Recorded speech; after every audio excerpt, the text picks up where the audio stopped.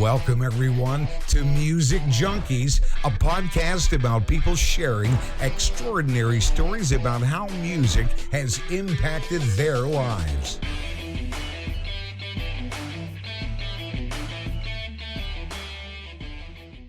Welcome, everyone, to Music Junkies. I'm your host, Annette Smith, and our guest today started his love for heavy metal music in 1978.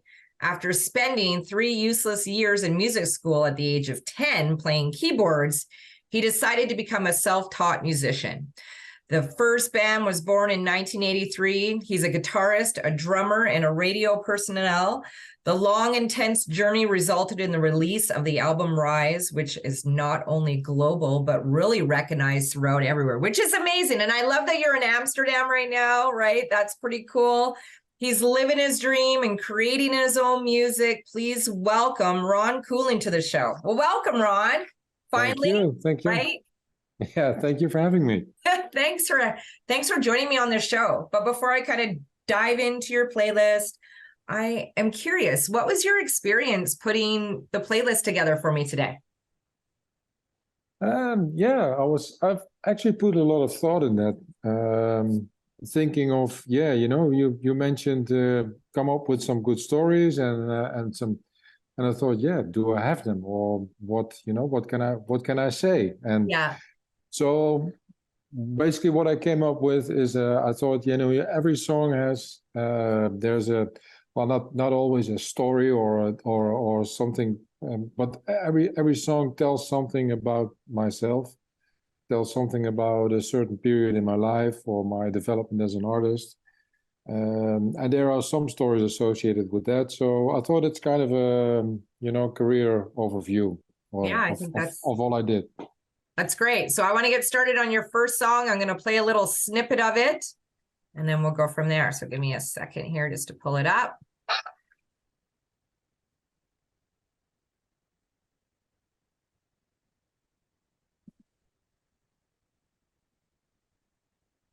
Right? Boston, Don't Look Back. Who doesn't love Boston, really? Yeah, I didn't hear that, by the way. No. Oh, you didn't hear it? No. But I saw you swinging, and so I thought... It's got to be a good song. It's got to be a good song. No, but yeah, Boston, it was the first album I bought, or one of the first albums. I think the album came out around 1976, and I think that was in the first years that I started buying albums, and vinyl albums it was. And it was in the time where I was listening to Santana, Dire Straits, Gary Rafferty, and suddenly there was Boston, and it was a lot heavier, and I liked it. I liked that heavy music. I liked the guitar soloing, and I've been watching that album cover. I mean, I must have spent days, weeks, months just looking at the cover, and looking at the pictures of the musicians, and that was really impressive. And I think that was the first hard rock oriented album that I bought, and I still love it until today. I think it's one of the most classic albums that was ever made in history of music. I absolutely agree. Like, who doesn't love Boston? I think a lot of people too forget how many songs they actually know when you hear a Boston album. Like, oh, wow, yes, I remember that. Yeah. Because a lot of people only think of a few Boston songs, that are overplayed on the radio. But then you go and listen to the album, or you go see them in concert, and you're like, wow, like I know a lot of Boston songs. So yeah, exactly. Yeah. So yeah, I love it. I love it. Absolutely, totally love it. And it's I think it's one of the albums that has never been topped by any other album that came out ever since. Yeah. So do you remember the first concert you ever been to? Yeah. It's actually one of my other songs. Oh, is it? Don't tell us then. You can't tell us then. And I'm actually going to just fix the sound here. So we're not going to talk about your concert because you said it's in there. So that's we don't want to wreck anybody's story as we go through it. So So tell me what you do all the way in Amsterdam. Do you do any fun and exciting stuff? Are you touring all over the place? Are you picking up girls on the red light district? No. I'm a serious I'm a serious family man. You know, I'm happily married. I have 2 kids that are studying, and you know, I've left all my wild years way behind. You know, way behind. No I'm more I'm red too old light for that. district. No. And it's but it's actually what the best tourist attraction of Amsterdam, the red light district. Yeah. It's every day overcrowded. People Really? Yeah. It's just tourists. There's nothing there's nothing strange about it. You know, it's You guys are just so used to it. Yeah, oh yeah. Well, when I come there, I want to go see it too. So I'm like all the other. Yeah, it's sensation to see it. But you know, I think of all the people that go there, of the 100 people that go there, I think 90 people go there just to walk there and to see what's happening, and only 10 make use of the services that are being offered there. I love it. All right, let's hit your next song with sound.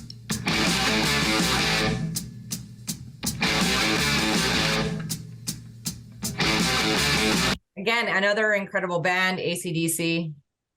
Yeah, absolutely. This was I came from Boston, and I developed a bit towards the more hard rock style bands. And you know, AC/DC was my first real hard rock love, and still until today. And you know, I cherish all the albums that they made with Bon Scott, with their first singer.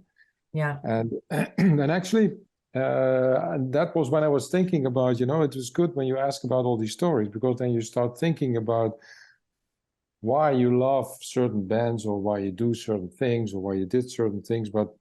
And actually I realized when thinking about it that it was a big coincidence that I actually got in touch with this Whole Lotta Rosie song, because what happened, it was that in Holland at the time, and I think it was 1978 or something, or 1979, or we always had on the radio, every Friday, I was sitting next to the radio with my cassette recorder, recording songs from the radio, and they were broadcasting the top 40 songs of the week every Friday afternoon. And at some point at a Friday, I wasn't home. I think I had soccer training or something, and I asked my sister, I said, please, can you record the song Don't Look Back by Peter Tosh and Mick Jagger?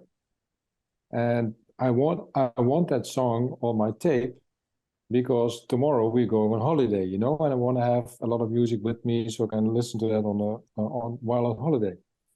And she made a mistake, because she didn't record Peter Tosh and Mick Jagger, but she recorded AC/DC Whole Lotta Rosie. So initially I said, what the fuck did you do? You know, you recorded the wrong song.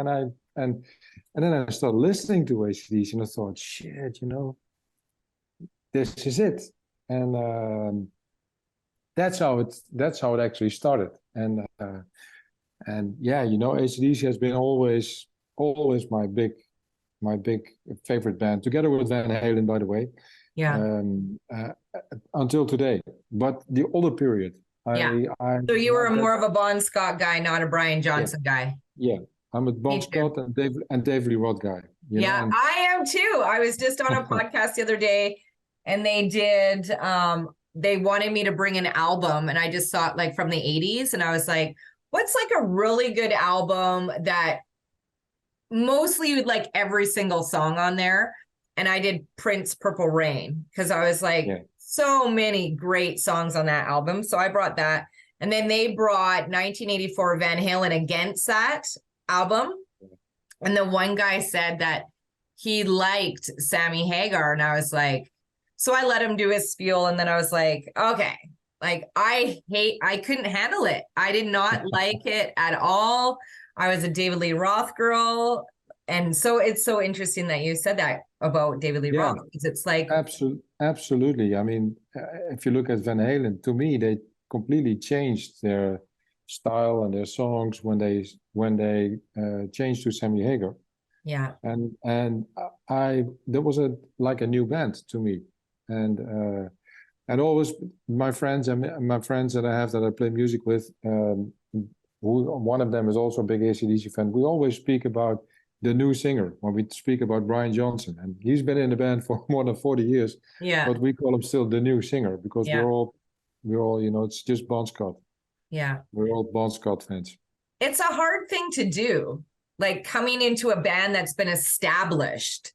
Like it's different if you're just kind of touring around and nobody really knows you very much. But if you've been around for like 10 years and you have a fan base and people know who you are, and then you go and try to change, like just like Motley Crue, it's like, we know like Vince Neil is not Vince Neil the way he used to be Vince Neil, but still it doesn't make sense to have another singer. Yeah.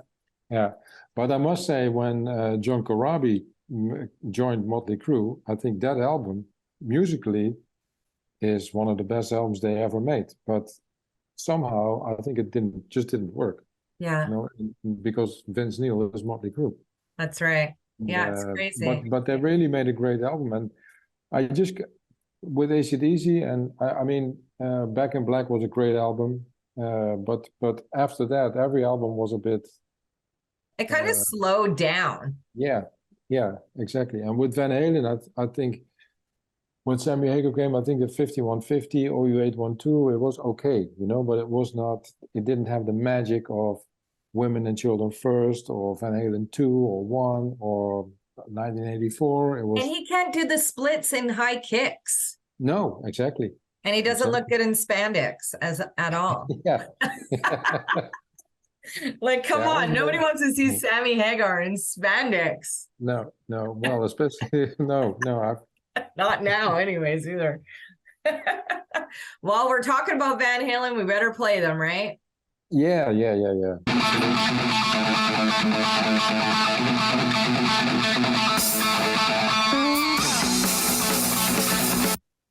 Yeah, I would have loved to have Eddie Van Halen on the show. Like, I think that would have been amazing. Again, such an incredible guitar player. Yeah, and I saw an interview with him on YouTube. I think it was recorded a few years ago. I think before, not long before he passed away.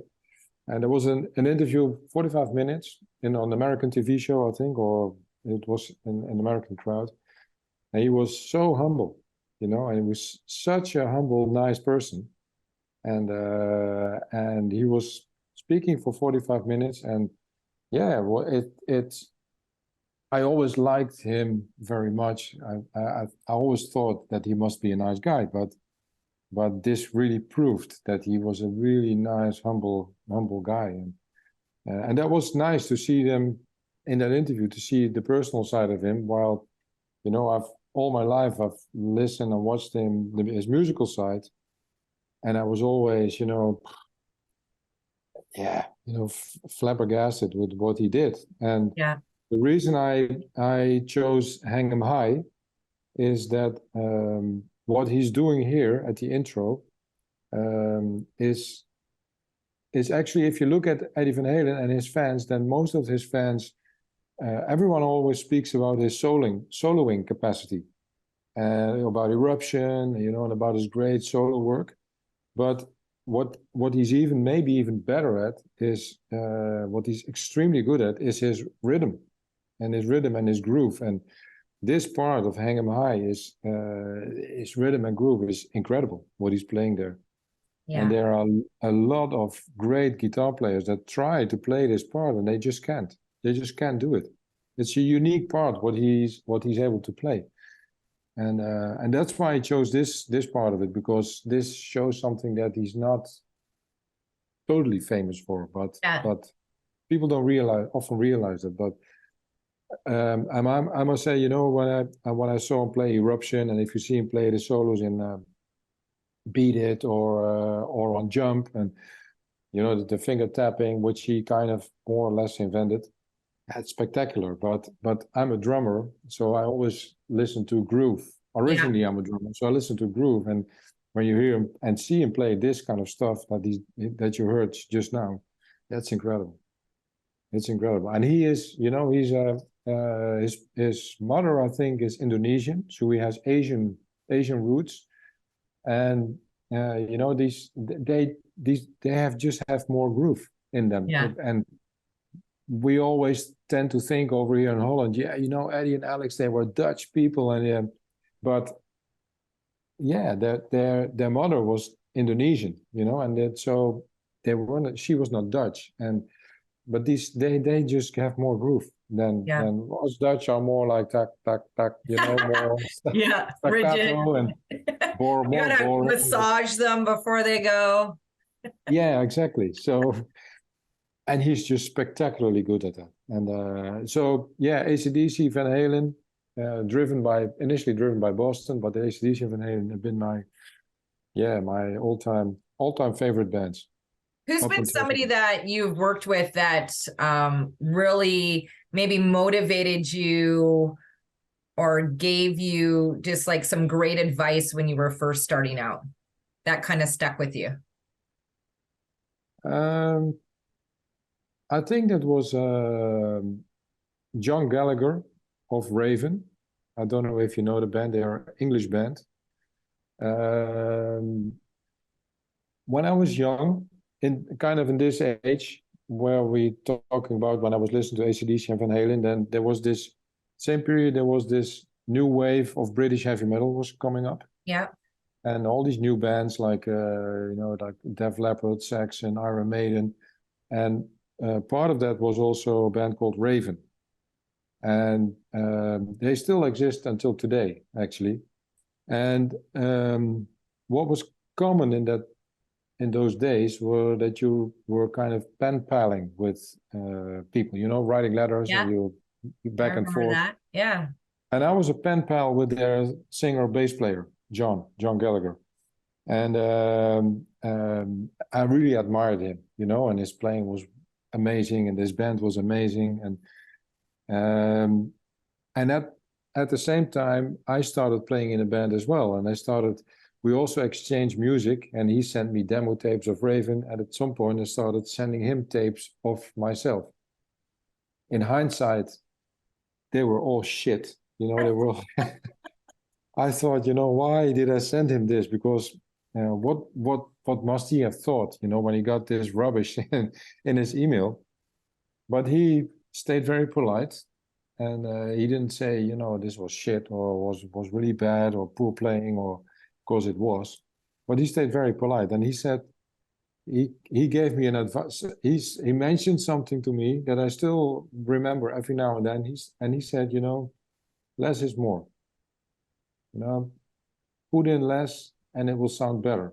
Yeah. Because we were kind of in an overdrive, always as much riffs and very intense. But he said, less is more. And that's something when playing music, everyone now and then, you know, it pops up in my head that could be considered as some advice to a young starting musician. So when you started your first band, like obviously you were excited. Was it just like some buddies? You're like, you play this, I'm going to do this. Let's create a band. Yeah, it was kind of like that. And it became, but we were really serious. You know, we were kids in high school. Yeah. And we were really serious. And I was kind of, you know, I tried keyboards like you mentioned in the intro, and then I tried to learn guitar, which I failed at that point. And then because I just couldn't get the hang of it, you didn't have YouTube or something, and I didn't want to go to music school because I hated being taught by teachers. So, and I couldn't figure it out myself, guitar playing. Yeah. So when me and my buddies, when we decided, let's start a band, you know, then there was only one position I could take, which was the drummer.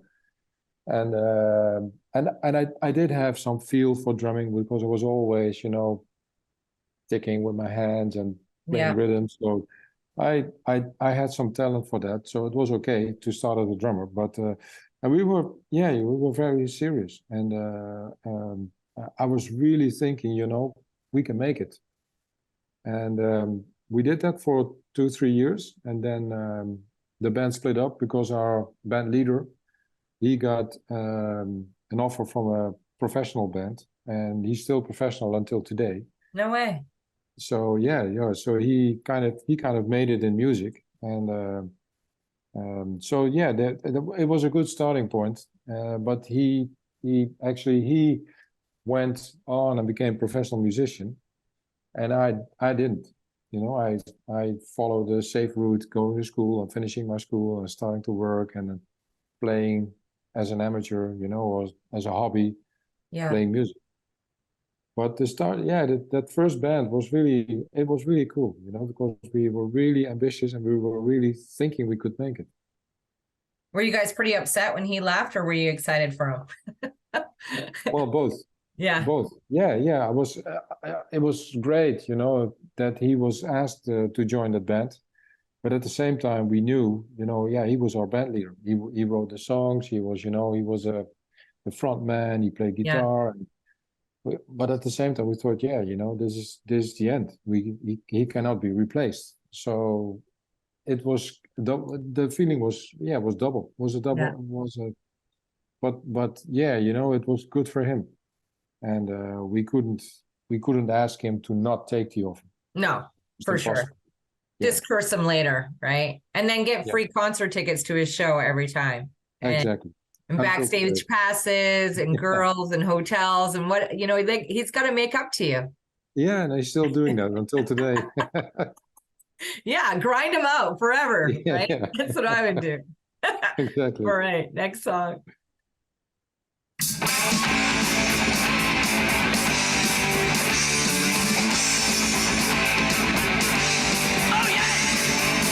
Gangland. I haven't heard these guys in I feel like a long time. No, but you know them? Tigers of Pantang? Yeah? Yeah. Yeah, this is about my first concert that I went. Oh, no way. Yeah. And I was a huge, I think it must have been 1980 or something. I was a huge fan of Tigers of Pantang and a huge fan of John Sykes, who was in the band. Later, he joined Whitesnake and he played on the 1987 record. Massive fan of John Sykes. And, I grew up in a very small city, it was all very protected. And then Tigers of Pantang, they were going to play at a festival in the big city, in The Hague, which is kind of a bit smaller than Amsterdam. But for me at that moment, it was the big city. And me as a 15-year-old, I needed to go there. I thought, Tigers of Pantang, they're playing their first show ever on the mainland because they were from the UK. First show ever on the mainland. They're playing on a free festival. So I just had to go. And I went with two buddies, 15-year-old, jumped on the train, 2-hour drive. But I just shit my pants when I came there. There were 30,000 people there. There was a free festival in a park over there. And there was this other band that were headlining there, which was a punk band, Killing Joke. I don't know if you know them, but they were a huge band, Killing Joke. They are a punk band, and they had a huge following. All punk guys, with the mohawks and the standing up and all spikes and heavy guys and girls, really heavy. They were scary. They were and there was this. And Tigers of Pantang, they attracted a hard rock crowd. So there was kind of a expectation that hard rock fans and punk fans would, that they would collide or clash on that day. Big riot or something. Yeah, it didn't happen. But walking there, as a 15-year-old and going there, but I still, see them on stage. It was so impressive, and since for them it was impressive as well, because it was the first time I think they played for more than 200-300 people, and they were playing for 30,000 people. Yeah. So the band was totally pumped up, and later, 2 or 3 years later, John Sykes joined Thin Lizzy first, and from Thin Lizzy he went to Whitesnake. So Wow. I was lucky enough to see him at his first ever concert outside the UK. That's really cool to watch, like obviously a band you admire and then watch that person that you admire evolve into something else. Like totally, not a completely different way, but in a sense, a completely different way, right? Yeah, exactly. Did you have, like, when you were growing up, were you in love with 80s hair band lead singers? Like, was there, some lead singer or a drummer or a guitar player that you're like, oh man, if I could be them for a day, I would totally love to do that? Yeah, I was mostly, I was mostly watching the guitar players. So it was John Sykes, it was Gary Moore, it was Eddie Van Halen, it was Angus Young, it was George Lynch, all the guitar players. I wasn't, I thought all these, these singers, they were tryhards. Yeah. And they were having all the girls, and even and I thought, no, the only thing you can do is sing, and I really admired, very skilled guitar players, because and I think guitar is my favorite instrument in the end. So no, I was always admiring guitar players. It was right. So they can take all the girls and the leather pants, the singers, right? Because that's yeah. I was a huge 80s hair band girl for sure. Like absolutely. Like any and all the bands. Like do you remember the posters that you had on the wall? Like, did you have any band posters on your wall? Like, who would you have on your wall?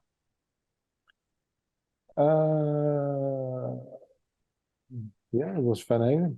Yeah? Van Halen, AC/DC, yeah. There was a huge poster in the 1984. I think it was the 1984 album. There was this huge David Lee Roth poster that was on my wall, and there was a band. And I once went to a Van Halen concert in the 1984, and I bought this tour book, and there was a poster in it as well, and that went on my wall. So yeah, it was just Van Halen and AC/DC. I miss those days. I'm sure there is posters now, but I miss going to a concert or going and buying that kind of stuff. We just went to Kiss a couple weeks ago, and like a girl's Kiss shirt that literally just said Kiss on it with like fake diamonds, is like $95. Yeah, it's crazy. $95 for a black shirt that literally somebody just like used like a little jewelry maker to write Kiss on there. Yeah. I was just like, insane. Yeah. It's crazy. Yeah, but it's the same with concert tickets and get a beer. Everything is so incredibly expensive that it's the magic for me. I've seen so many bands that in historic environments and historic concerts, and so to me the magic is most of the magic is gone, because it's especially of the older bands, because they don't perform in the same way as they did, and it's something I don't want to witness. I want to cherish my old memories. So, I do too. And that was one of the reasons why I wanted to go to Kiss, because I knew that they would put on like an 80s show. And they totally did. They killed it. Like, I could not believe it. We had VIP tickets, so we got to see a private show. There was only like 100 of us to begin with. Oh, really? And we went to go see them perform. So they had no makeup on in the first hour that we seen them. And then during the show, obviously they had their makeup on. But I was impressed. Like, I was like, wow, like you guys can still rock out. They got to be 70 at least. Yeah. And then just to be able to put a show, like the amount, like everybody was coming up to us because they were saying that how close we were to the stage. Like, oh my God, you guys are going to be so hot. Like, you're going to get burnt from the flames. And I was like, what? What are you talking about? I've been to lots of rock concerts, but they had like cannons, like 100 of them on the stage facing the crowd that blew fire out. Which is crazy, right? And I was like, and I miss that, because now you go to shows and it's the first thing that irritates me is, first of all, they have seats on the floor.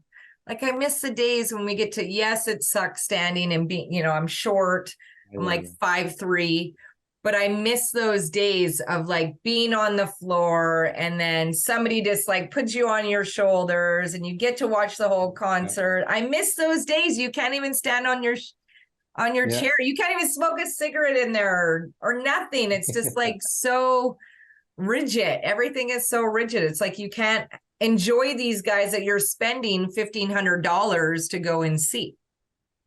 Yeah, that's true. That's true. That's same here. Magic is gone for me. Yeah.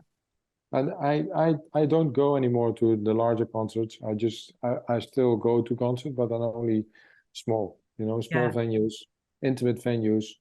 I want to feel the sweat. I want to see the sweat. I want to be on top of the instruments. And yeah, that's the only gigs that I still go and that I still enjoy. But the larger gigs, no, I don't enjoy that anymore.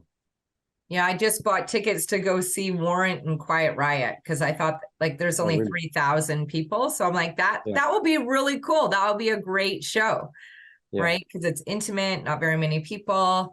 So I like doing the same thing, right? Yeah. And I will pay anything to go see old school 80s rock bands because I know that they're going to perform and they're going to give it all they got. They need cash. Yeah, exactly. That's right. And there is cash to earn. So for them, because there's a market for them. So. All right, next song. Did you never give a damn in the first place? Maybe it's time you were the tables turn, because in the interest of all involved, I got the promise. So Slipknot, a band I never really got crazy into, right? I think their music is interesting for sure, but I didn't really get into it too much. And it's amazing how many people have Slipknot on their playlist. Yeah. Well, me neither. I enjoyed the very early days of Slipknot when they just came up. I saw their first concert in Holland, and it was, and that's why I have it on the playlist. It was maybe the most bizarre concert I ever saw. We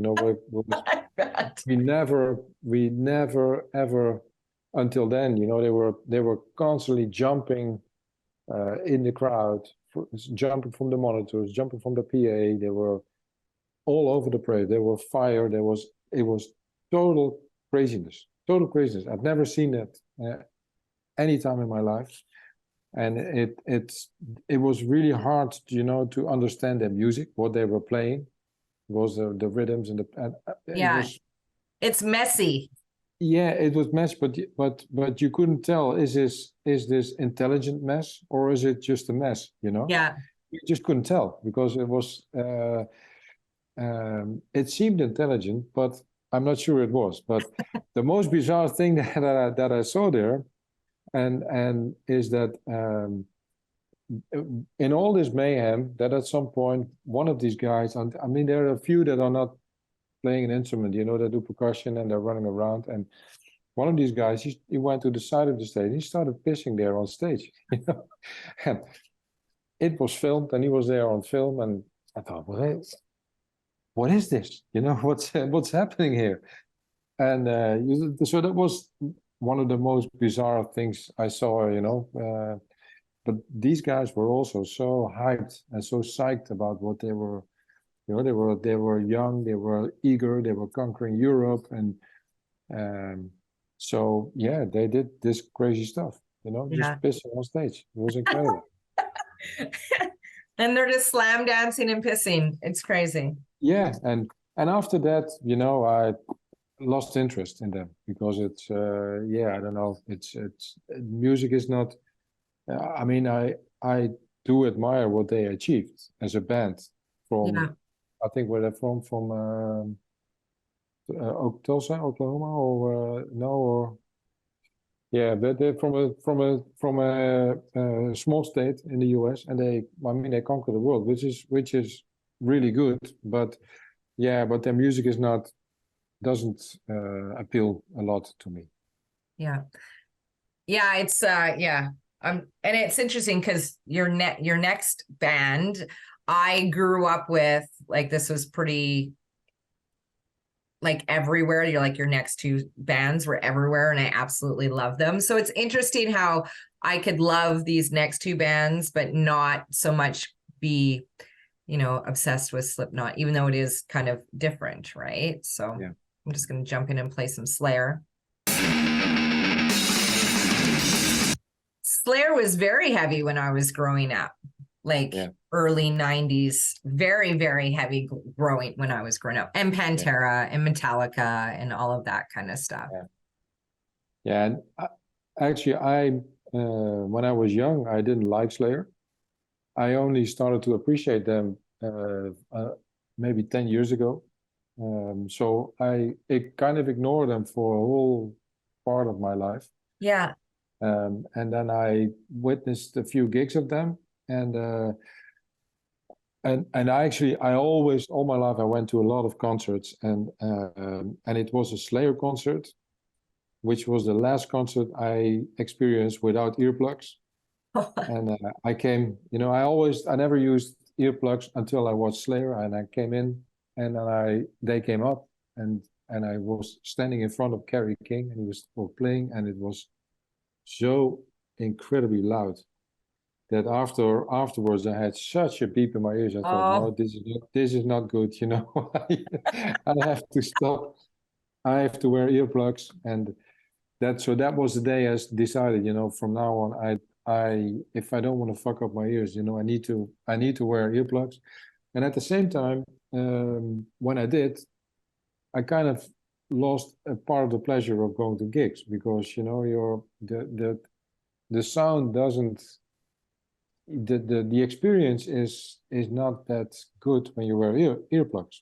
I know it's necessary, but the experience is a lot less exciting compared to when you're not wearing earplugs. Yeah.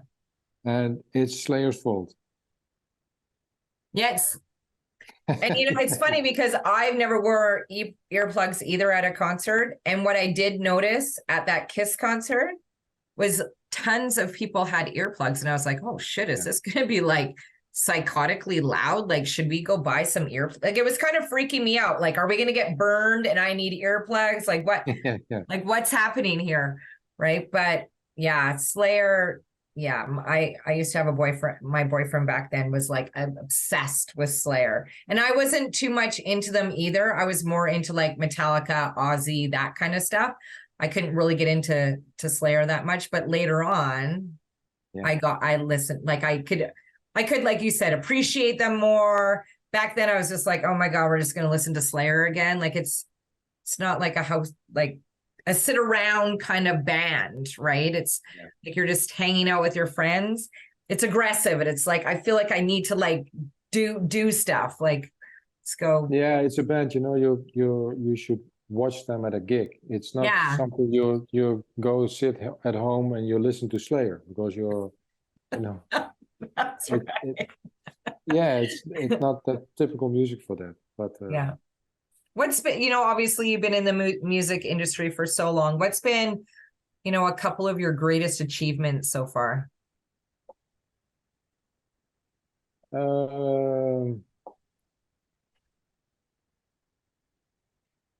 I think my greatest achievements have been the two albums that I've been able to release, because there are the second one is actually going to be released this Friday. Oh, no way. Yeah. So the first one was in 2020, 3.5 years ago. And my new album is coming out this Friday. And there are two projects that I totally ran on my own. And of course, I had to organize it myself, and I wrote most of the music, I played most of the instruments, and I had some help from some guest musicians. But there are huge projects to manage and to do. And in the end, what it's all about, it proved myself that I could write songs.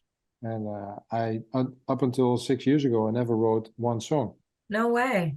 No. And until that time, I was always, playing other people's music. I played, maybe except for the first high school band, when we played our own music, but that was written by the lead singer. So I didn't write. I just played original music, but I didn't write on that. And other than that, I just played a lot of, tribute stuff and covers by from other bands.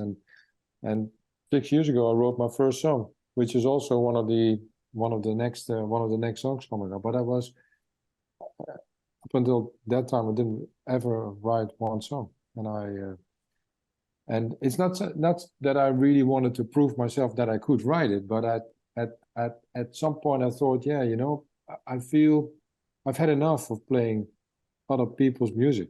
I want to see if I can explore my own creativity, if I can write myself. And yeah, and I was able to do that. So I think the 2 albums are my biggest achievement. Yeah, absolutely. So how did you know that was a song? Like, did you just kind of start sitting down and start writing some stuff up? Did you wake up in the middle of the night? How did that kind of come into fruition? Well, it kind of, what was it? I think about 10 years ago, as I switched, I picked up the guitar again. What I mentioned before is that when I was young, I tried to play guitar and I didn't succeed.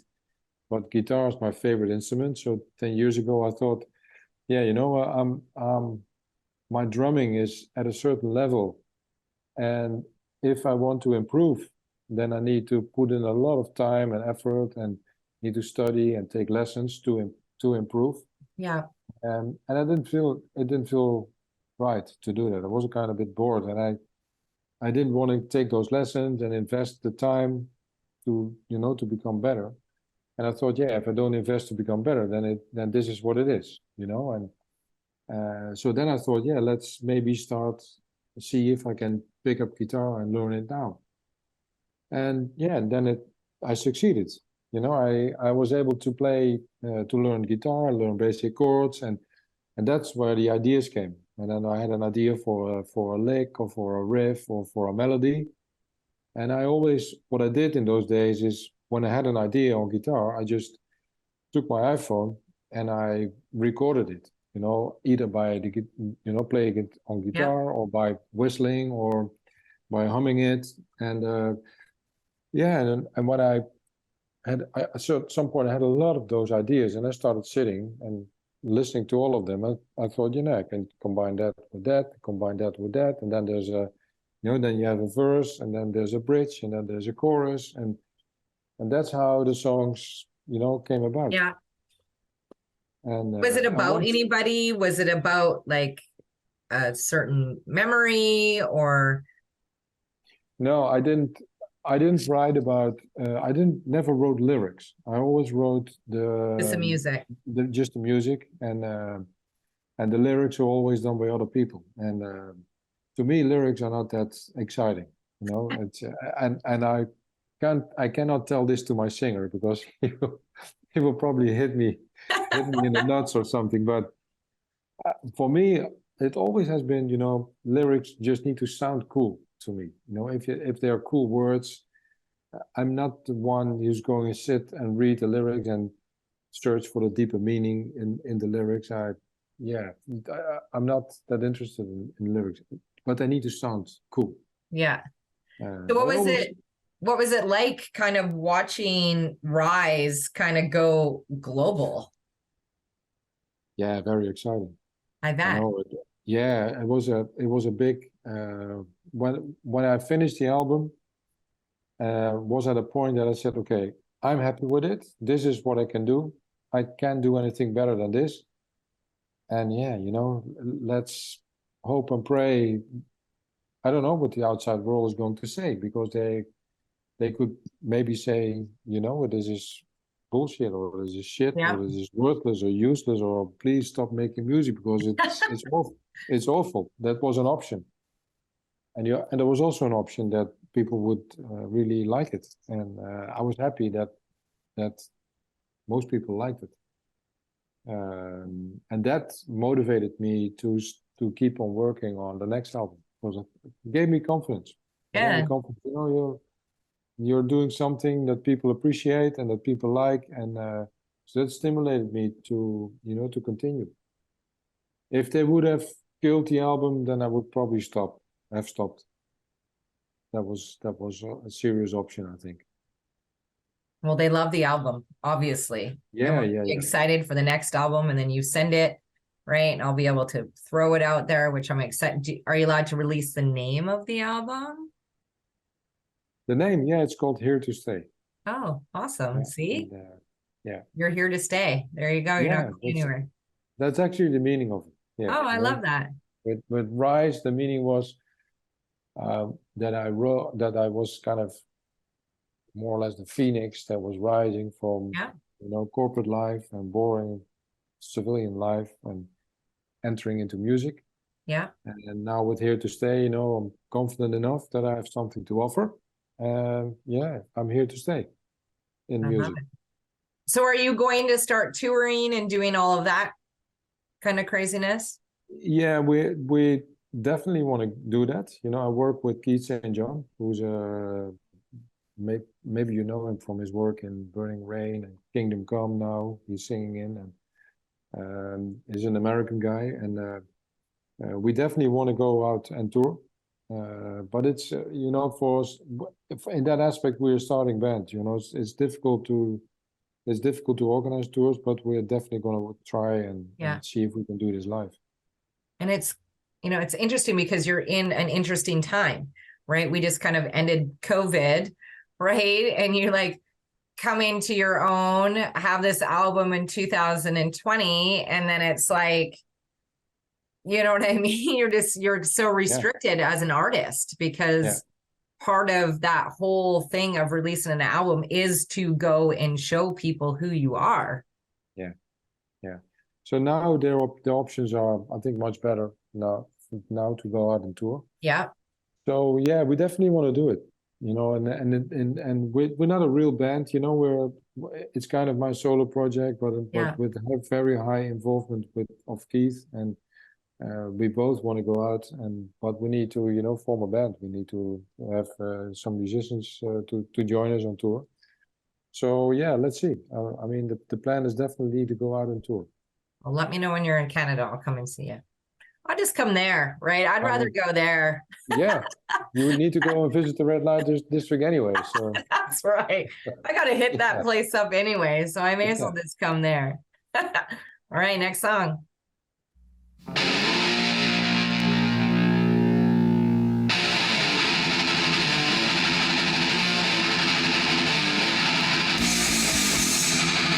I love Kill 'Em All. It's one of my favorite albums. And I'm a drummer too. And I love Whiplash. It's like, I would love to, practice more and actually do that song. But again, like you, it's just like, it's time.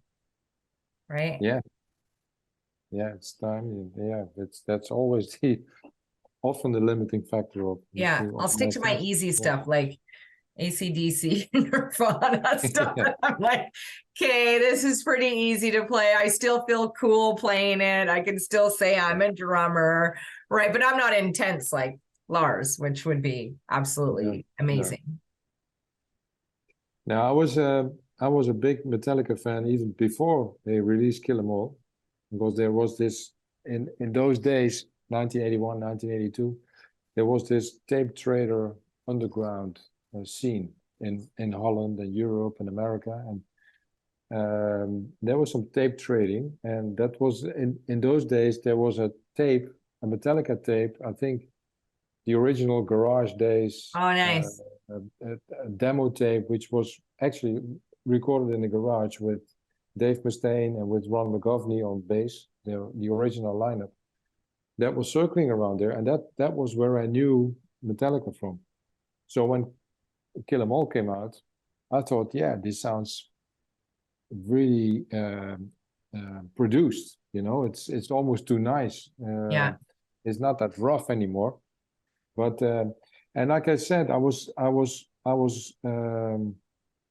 writing a lot of letters with John Gallagher of Raven, and Raven toured with Metallica. Oh, nice. In those days in the US. And there's always this nice story about a letter I wrote to Metallica in that same period, before Kill 'Em All, what that was. I wrote them a letter. I never got an answer.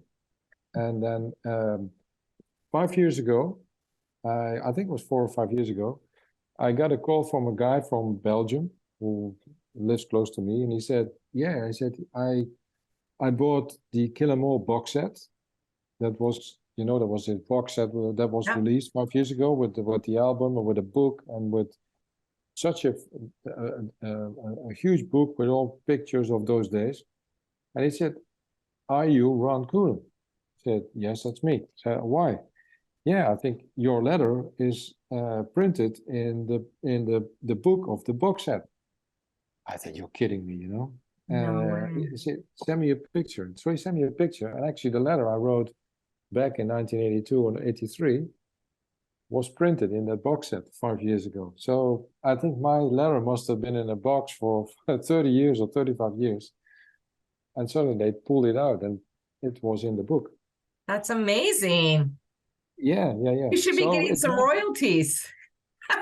that's exactly what I said. If I would have printed something from Lars, then he would have sued me. Oh my God, he'd be all over that.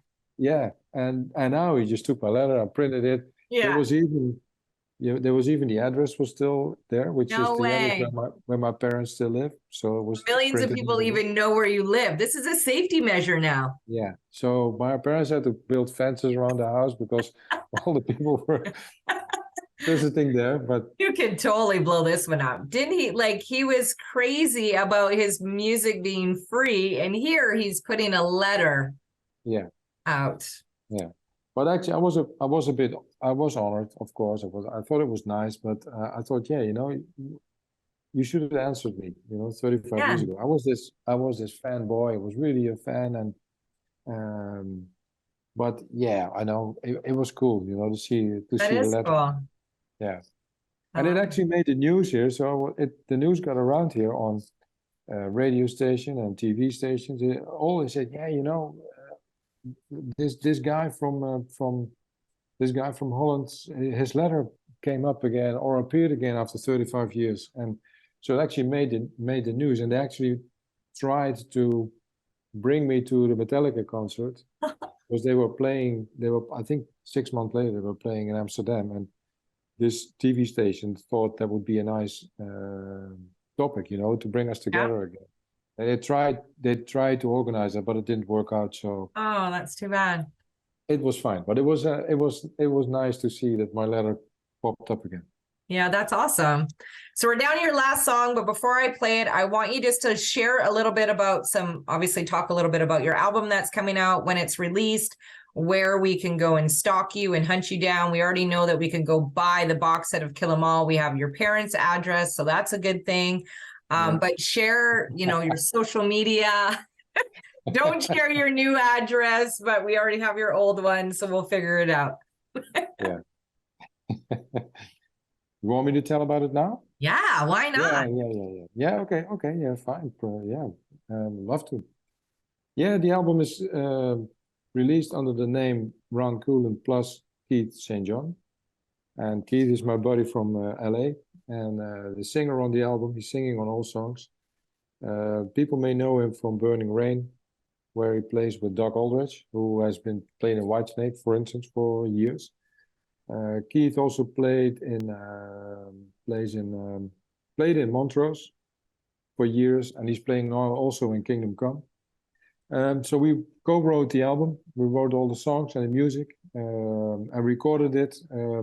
Keith is a singer. I play rhythm guitar, drums, keyboards, bass, and for guitar solos, I invited a couple of guitarists.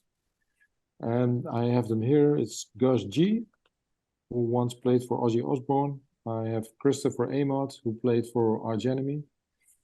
Joey Concepcion, he's a young guy from Connecticut.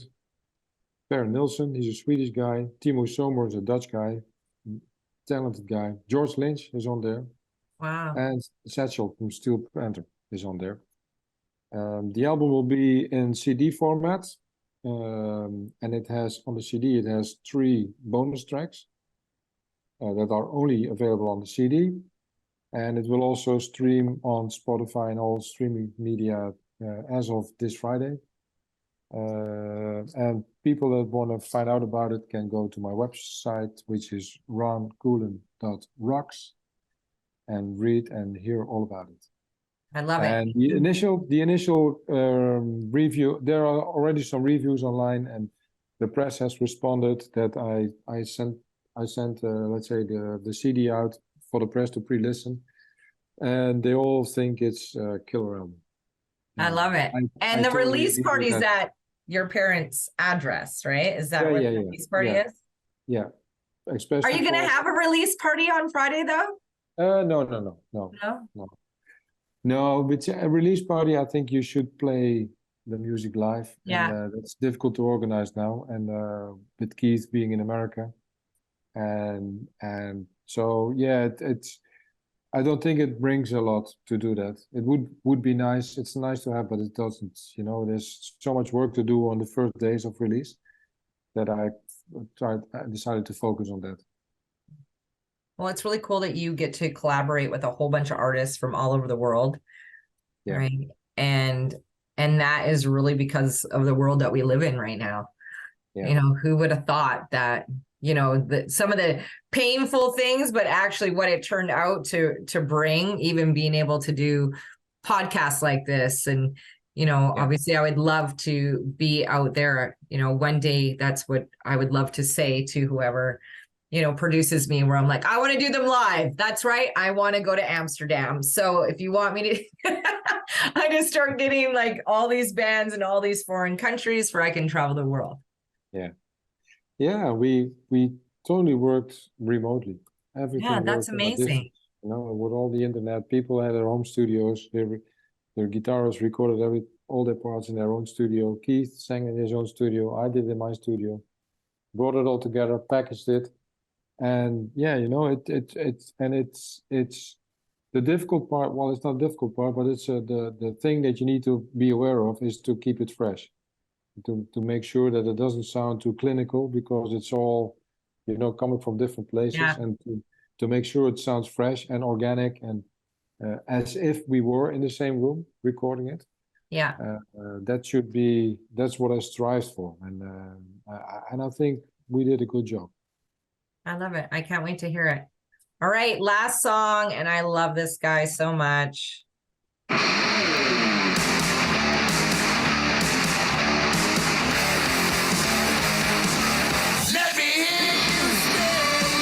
I love Ozzy. Just so good. Have you listened to his he has a podcast out now. It is. Not yet. I've saved his podcast in my Spotify now, but I haven't heard it yet. But you'll laugh. It is hilarious. Like, really? It's so random, because I think, well, his kids are asking a lot of the questions. That's what makes it funny, because they're just asking him, you know, Dad, did you really snort ants off the cement? Did you really bite a head off a bat? So like, they're asking all these rumor questions and stuff like that. And he's like, I don't really remember. Like, I was pretty drunk or high, or like, he's just so humbly honest, right? And to have like such a supportive spouse, like sharing with him like all the time, like, their love is magical. I think they're just like amazing, amazing people. And obviously he just puts incredible music together. Yeah, he made amazing music. And especially in the early years, it was Bark at the Moon was my favorite when I was young, with Jakey Lee on guitar. And I was always kind of, I loved Jakey Lee. I was not that fond of Zakk Wylde. He's not my favorite Aussie guitarist. But what about Randy Rhoads? I think he was amazing, but I did not in those days when he was in the band. I wasn't really aware of that, because I was focusing on AC/DC. I was playing AC/DC all the time, so I wasn't. My awareness of the greatness of Randy Rhoads came much later. Yeah. So that's also just like Slayer. I started to appreciate him later during my musical journey. Yeah. But you know, he's amazing, you know, and it's always, even if you try to think of And that's also what I have with Eddie Van Halen. If you and also what I have with Ingrid Malmsteen, for instance, they made music in a period where there was no internet, there was no YouTube, Yeah. they all had to invent this. I know. And even playing what they invented is extremely difficult, let alone invent it. And Randy Rhoads was such a player as well. He I played know. licks and solos that how can you invent those? It's Incredible. impressive. Yeah. And the reason I chose this song is that on this particular song on the Scream album, the guitarist is Gus G. And he's a Greek guy, and Gus is always also on my album, on my new album. There was this funny story that in the time that Gus joined Ozzy Osbourne, I think that was 10 years ago, 10, 12 years ago. In that period, I was always also a music journalist. Oh. I had a radio show on a station here in Holland. And I always went out and interviewed musicians. And at that time, I already had interviewed Gus a couple of times because his own band and his own projects. And at some point, I had an agreement to interview him at a fair, kind of a NAMM kind of a fair, but then in Germany. So I went out, and in the days before I had the planned interview with him, there were rumors that he was going to join Ozzy Osbourne. So I thought, wow, this is a good, this is a perfect story, if I can interview him and ask him about Ozzy. And so we went there and sat down, and I said, yeah, Gus, tell me about Ozzy. And he said, yeah, I can't tell you anything about that. And I thought, shit, Yes, he said, we can speak about my own band. But I wasn't interested in that because that was, for me, it was, I want to know everything about Ozzy. Yeah. He said, yeah, but I can't tell. I can't tell about it. So the interview was a bit rusty, but in the end, I got some information from him, which was really nice. And from those days, I know Gus, and we always kept in touch, and that's also why I was able to ask him to play on my record. And he's playing on 2 songs there, and he's an amazing guitarist, really amazing, and he really deserved his spot in replacing Zakk Wylde, one in Ozzy, because he's an amazing guitarist. Yeah, that's awesome. I love that story. I'm actually going to see Zakk Wylde. He does like Zakk Wylde Sabbath, like a tribute band. Oh, yeah. And I thought that would be kind of interesting to go and see, but they're playing like in a small bar. So I thought that would be kind of, which I think is going to be super loud now that you think about it, because it's like aggressive guitar playing in a little tiny pub, right? So I thought that would be kind of cool. Yeah, I loved Ozzy. Yeah, he's amazing. Yeah, he was cool. Well, thank you, Ron, so much for joining me today on Music Junkies. I appreciate your stories. I love you sharing your playlist. But before I let you go, I would love for you to leave the listeners some words of wisdom. Words of wisdom. Yeah. Well, I always I always loved the Nike. Just do it. Just do it, and live the dream. And this is what I'm doing as well. People have dreams. I've always been a dreamer. I was always thought, when I was young, I want to be him, or want to be him. I want to do this, I want to do that. But it took me ages before I came into real motion, and really decide, okay, now stop dreaming, do it. Just do it and go for it. And, if I can do it, anyone can do it. It's just a matter of, put the effort in it and do it. Go for it. If you want something, go for it. Yeah. Yeah. That's great words of wisdom. And I think everybody should just go and do it. Right. So many times we want to be like really, really good at it, or, master something, or, like I said earlier, time. I don't have the time. But you don't have to be perfect in the beginning. Just if you want to go and do it and you love it, don't worry about the likes and the follows and the subscribers and all of that shit that people make you think forget about. that. Like, who cares about that stuff? If you love doing what you're doing, then continue to do it. So great words of wisdom. I appreciate you. Thank you again so much. Like, follow, subscribe. Go get his album on Friday, right? And we will promote the crap out of it. So I'm excited. Thank you for having me. You're very welcome.